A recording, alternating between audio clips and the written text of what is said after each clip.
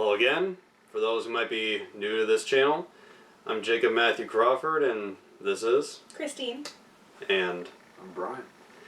And today we're going to be reacting to the first 3 episodes ever of one of my favorite online review shows, the Cinema Snob. The Cinema Snob, for those who don't know, is a review show hosted by Brad Jones, one of my biggest inspirations, and I guess the word idol could be thrown in there if you really want to push me.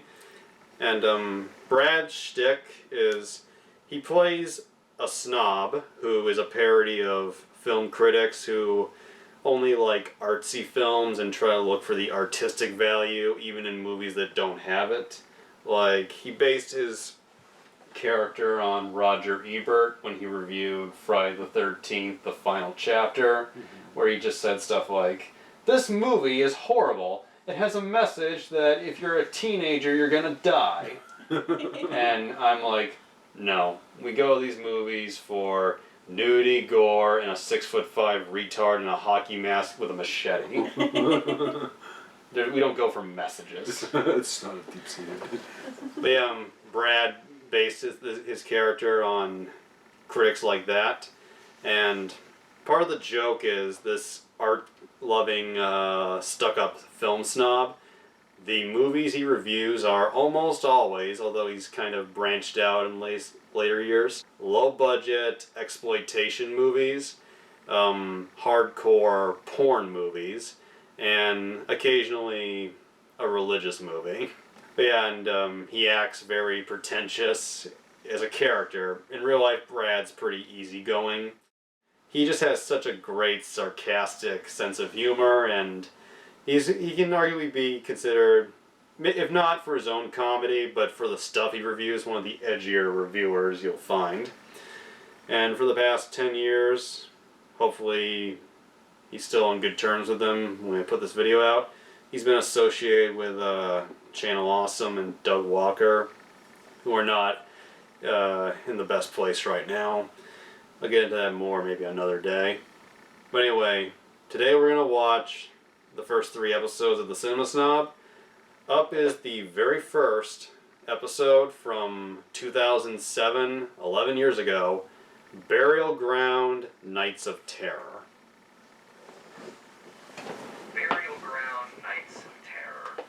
So this film starts out with a bang. Never mind story development. This movie wants to get to the shitty-looking zombies right from the very get-go.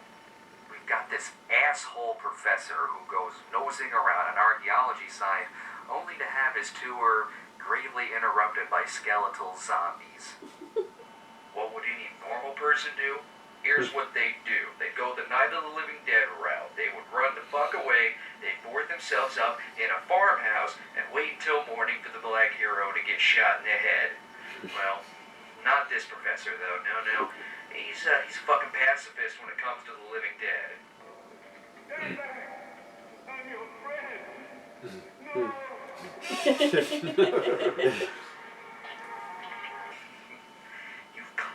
Just bought your friends some dinner. Rise up or wake up or whatever and stalk a few couples in a villa. They're here to meet the professor, and obviously did not get his note that he would be out zombie hunting for the afternoon.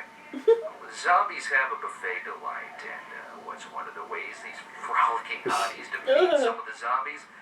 Well, bashing them in the fucking head with a rock certainly helps. I gotta say, it's a good thing these things turn out to be zombies, because at first glance, they look like something a drunk college student would wear to scare the skirts off of some midnight volleyball players on the beaches of the Bahamas.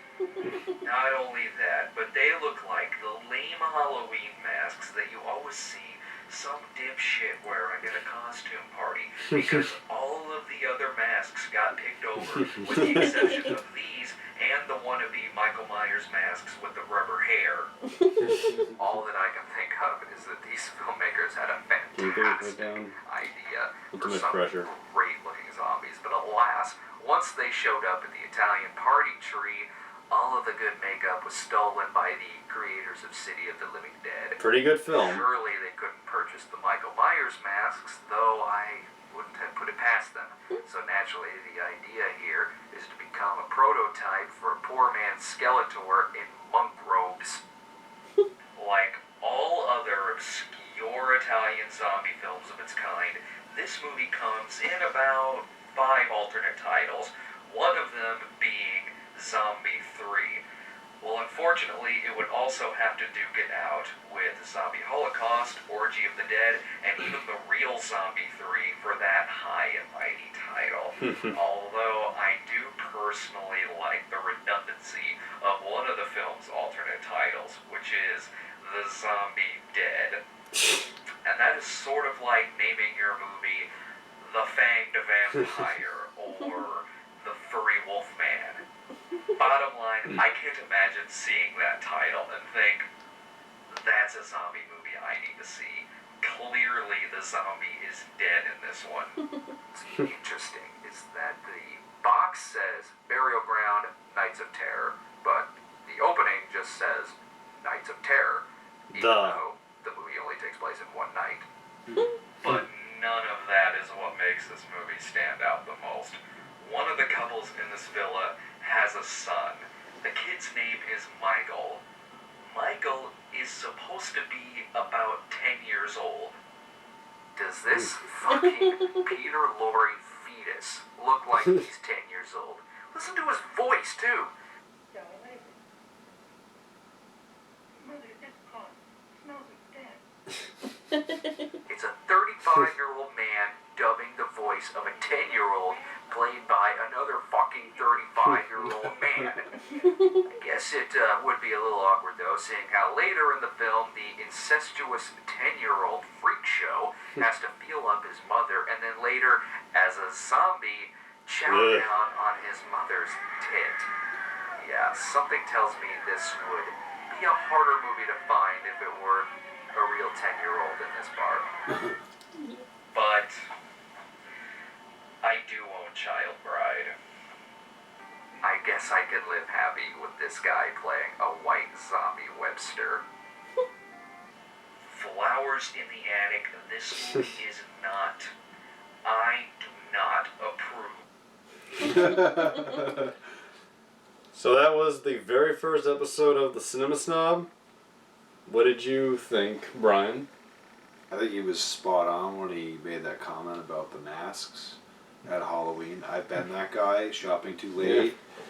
Find myself alone on Halloween because I have the crappiest mask ever. So I totally related with that. I like how he was very relatable and kind of funny. What did you think? I always enjoy his humor. And always some really good one-liners. He's changed a lot since this first episode. Like, for many reasons, his reviews are now usually at their longest 20 or 30 minutes. Like, he was pretty to the point here. Just went right through it. Got everything that needed to be said. He said the bad mass and the incest part. And he was pretty funny, and he gave some pretty awesome references, talking about the other zombie films and Flowers in the Attic. That was a nice obscure reference, and when he held up Child Bride, I was like, ugh. That's a movie he would later review, like around, I forget what year, but later on. And it's one of those movies that makes you want to bathe in, like, Purell. Afterwards. It's a movie about child marriage. And it actually has, like, a 12-year-old nude. How they got away with that in the 30s, I don't know. But anyway, yeah, this was a... Brad says he doesn't like to watch his early videos, and I agree. I don't like watching my early videos. But of all the reviewers I've seen, he is the one whose early videos are just as good as his current videos. Like, they're very entertaining, and even though he's updated a little with sets and stuff, he's still the same. Like, he's kept the same personality, the same sense of humor, and unlike a lot of people, he can still do the same thing all these years, and it still is fucking hilarious.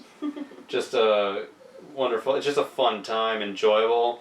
Just makes you. It feels good especially if you're an exploitation junkie, like me and him. I actually own a copy of Burial Ground Nights of Terror. Wow. Yeah. Is it worth the watch, do you think? I haven't gotten around to it yet. I have a lot of stuff I try to get to.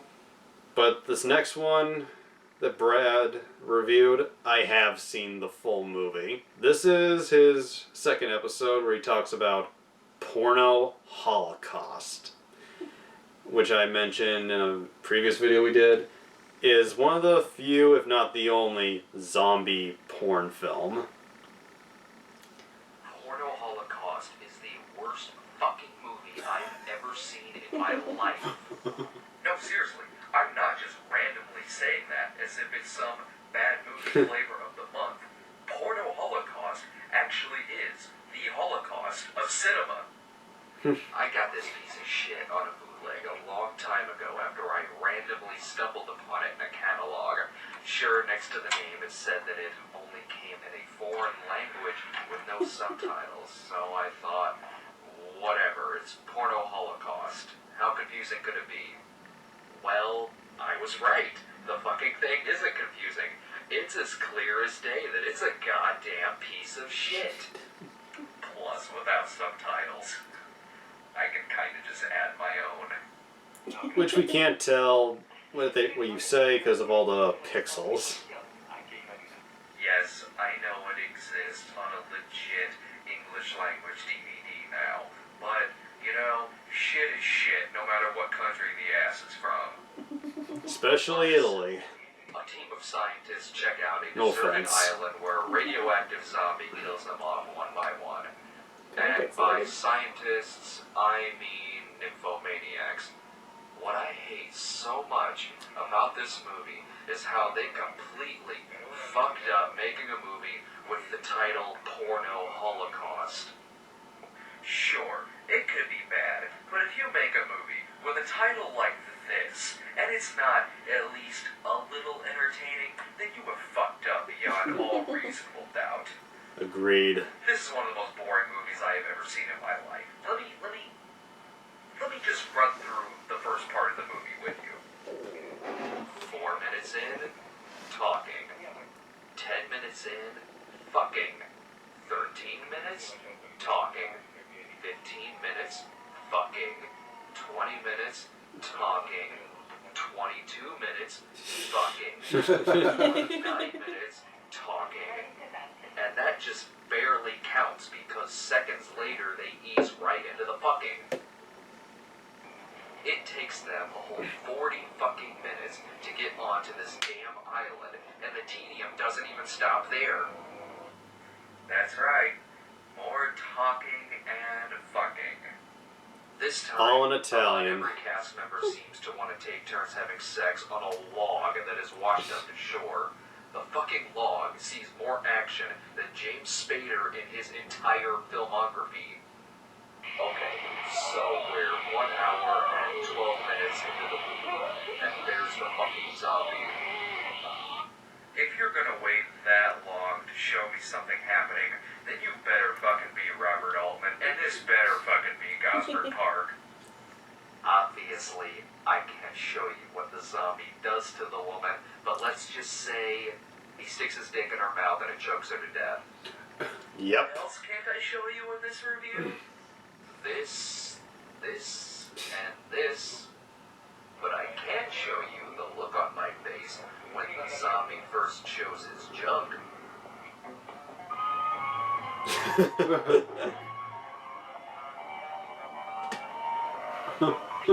So the zombie kills people and fucks them, and then he kidnaps one of the island beauties like he's Ida or something.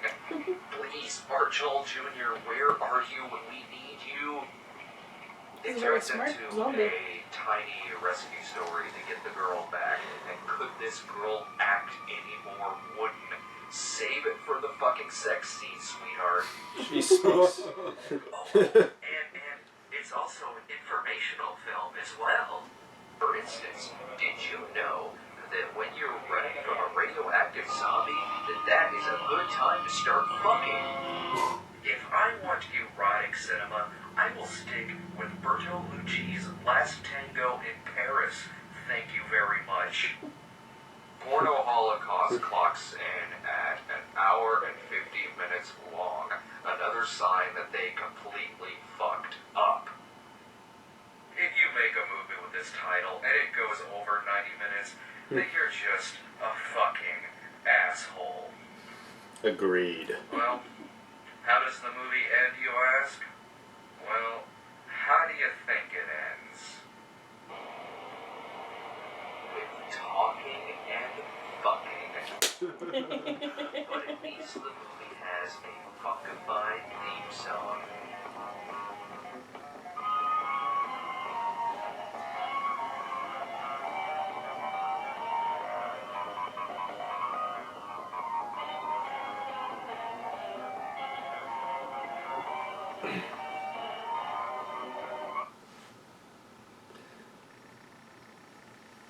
So what do you think of him in his first porn movie review?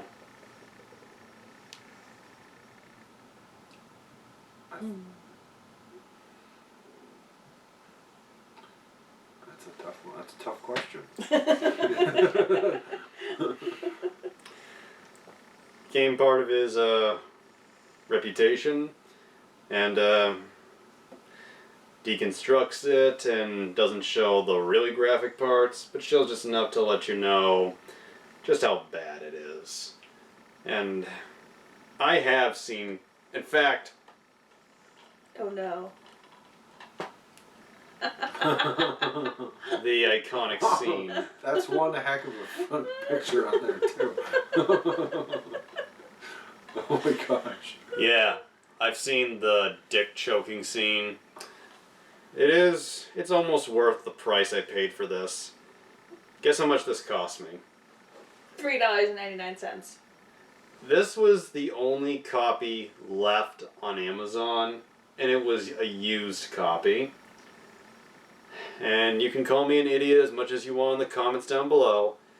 I paid $103 for this.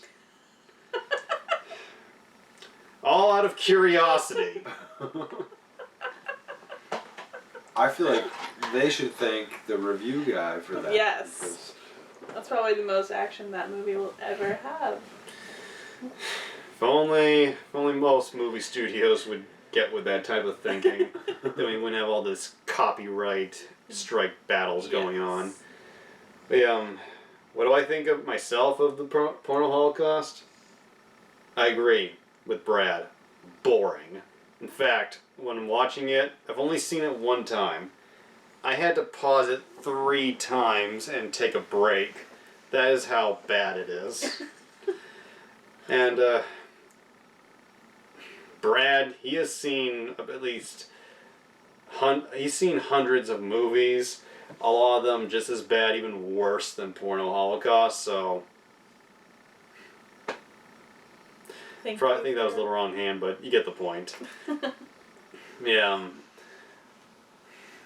I actually did my own review of Porno Holocaust a few years ago, and for the sake of comedy, I got kind of naked in that video. oh Jesus. Not enough that YouTube would take down my account, but yeah, sort of. And I like his facial expression here. And as I pointed out, this is a very pixelated video. Like he was working with a high 8 tape camera. You know those? They used to be kind of the home movie camera to use for a while. I used to have one of those, and he used it for the first couple of years, and Brad has said he didn't really care about upgrading in quality, but it broke. Oh. And out of all the reviewers I watch, he's one of the few who doesn't strive to have the best quality for his videos. Like picture quality, it's usually just alright. And sound, he doesn't really care about getting that crisp sound, because as he put it, I'm reviewing shit, so why should I care how good my quality is? And yeah, Porno Holocaust is an hour and 50 minutes. And it committed the biggest sin that any porn film could. It made the sex boring. Just depressing. Even deadly. Sorry. Literally. No, this film was literally deadly. One of the actors in the sex scenes where we get close-ups of his genitals, you can clearly see that the main actor in this film, Mark Shannon, I believe, he has genital warts. So, basically I was watching people get STDs. Oh God. Yeah, it's like, you see those cartoon drawings of people with the chicken pox? That. Ugh. Terrible. Disgusting. This is the third episode from his first season, where he reviewed Wanda, the Sadistic Hypnotist. I kind of forget what this one is about. Wanda, the Sadistic Hypnotist, made in 1969, is a huge ripoff of the Olga series, which began in 1964 and starred Audrey Campbell. The box also wants us to compare it to the Ilsa series, which debuted 6 years after this one. Okay, so after hearing all of that, you can assume that Wanda is supposed to be this raving sadist with testicles bigger than Charles Bronson. Well, you'd be wrong on all counts. Look at that. That's fucking horrible looking. Like replacing the tires. The movie or your video quality? Wanda leads what I can only assume is a brothel, seeing how it's filled with semi-beautiful women who all seem to sport love handles. And every time Wanda is seen hypnotizing someone, it looks ridiculous. Look at that fucking horrible shot. Every time that it wants to remind us that she's a hypnotist, it shows us that exact same shot of her eyes every single time, even though the matching of the shots is fucking horrible. How would you like it if I just cut to a shot of this all throughout this review? It looks ridiculous. Not with your beautiful face. Sylvester and force him into these bondage situations that look more like a missionary's interpretation of what S&M really is. But for the most part, all it is these girls wandering around this house, most of the time with no clothes on, and barely any lines of dialogue. And when Wanda is their leader, it looks more like something out of Wild World of Batwoman. Come on, someone please do something. Even at an actual strip club, it gets so fucking boring after a while that I actually pray for vampires to show up. This one is only about 70 minutes long. Do I really have to spend that whole time watching a bunch of frolicking 60s dames running around seducing a guy named Sylvester? I'd rather watch a party of Kitty and Studs. Just minutes ago, a maniac escaped from the state funny farm. The sadistic rapist is mentally demented. He is completely unbalanced. He cannot control his emotions, especially when he is near attractive females. Maniac on the loose. He was last seen wearing a white jacket. They seem This quite man is dangerous. concerned. Do not try to approach him. If you have any information, call the police department. This is Okay, yeah, there we go. This is fucking picking up a little bit. Amidst everything horrible about this movie, at least it understands the golden rule that when in doubt, add a fucking psycho from the loony bin into the mix.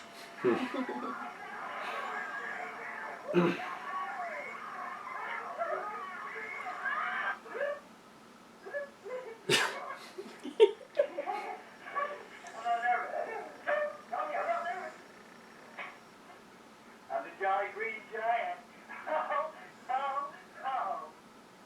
And, just in case you might have missed the fact that he's from the loony bin, it's written on the back of his fucking jacket. Funny This guy farm. is actually a lot of fun, but he comes in over halfway through the movie, and he's in far too few scenes for it actually I was see. gonna say, he looks like he might actually make the movie. Even in bad pixel quality, I can still see she has a nice ass. So Sylvester gets his revenge, and all they do is just do some LSD and trip out like it's a reverse I Spit on Your Grave mixed in with the last act of Easy Rider. But what I don't get is why Wanda can't use her amazing powers of hypnosis to get out of this situation. You could argue that she's not a very good hypnotist, but that's fucking bullshit. Earlier in the movie, she hypnotizes a lesbian to sleep with Sylvester. That's impossible. What is one of the weirdest choices for what I think is a subplot? The movie opens with a man going into a movie theater and sitting down. The movie playing is, well, the one that we're watching. That's right. All during the movie, we cut to a guy in It's a one of theater those audience movies. watching Wanda the Sadistic Hypnotist. So someone else has fucking wasted their money watching this piece of shit. This movie is just cruel. Plus, the guy looks even less interested in the movie than we are. I've never seen something like that in a movie. That's like if Spider-Man 3 opened with a comic book geek going to a theater to see Spider-Man 3. And at the end of the movie, he gets up and leaves. Just like what happens at the end of this movie. It's like if Alphaville opened with my ass firmly in theater seating. Although, Godard could have pulled that off. And quite ingeniously, I might add. Oh yeah, and the DVD also comes with a movie called Dr. Sex. It's bad too. Shocker.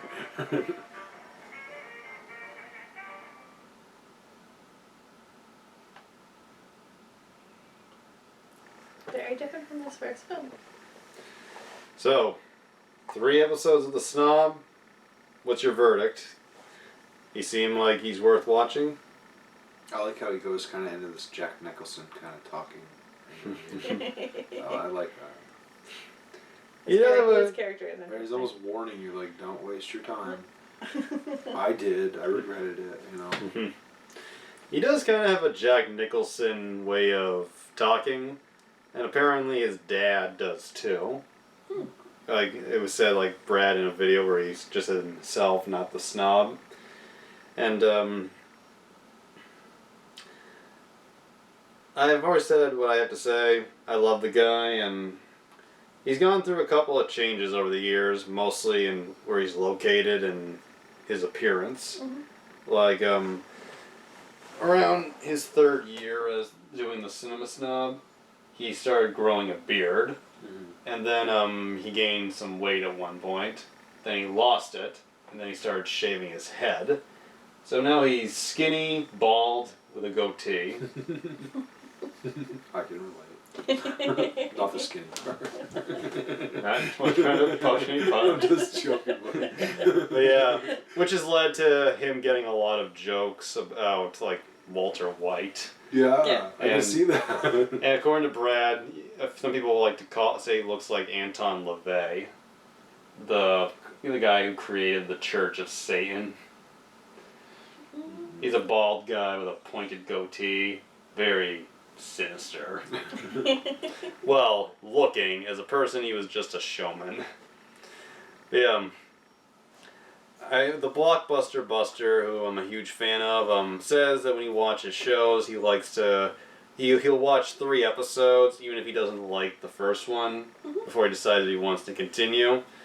So that's what I thought I'd do here, and sounds like I might have made some people interested. Yeah. He's a fun personality, Brad. He can play stuck up and sarcastic extremely well. And like wine, he ages very well. Has he been in any like movies other than reviews? Yeah, he's been in a few. He wrote that movie that I told you about that I helped fund, Jesus Bro. He's also he's written and directed a couple of exploitation movies himself, making the type of movies he would like to just randomly come across on cable. The titles are Freak Out, Cheap, Midnight Heat, Game Boys, The Hooker with a Heart of Gold, and he's written movies but didn't direct them called Paranoia and the Cinema Snob movie. Most of them are either horror movies or crime movies, and some of them are just some great crazy comedies. Some of his early movies are a little strenuous, like you can tell they were done by a first-time director, but like everybody who keeps doing it, his films got a lot better over time, and he's a very talented guy. He's all about exploitation. He's a very guerrilla filmmaker, using what he has, even if he can't afford it, and just making the movies he wants to make. And his most recent film that he made was a tribute to, say, like the disco era movies of the 70s, called Disco. Oh. Yeah, it's like a movie you could get if you support him on Patreon, and I do, and I've seen it, and I think it's worth the $20 a month. And that's about it for now. Thank you guys for joining me. This has been a long ass day of filming. Thank you for coming, Brian. Thanks for having me. And maybe you'll come back, and I'll see you all next time. Enjoy.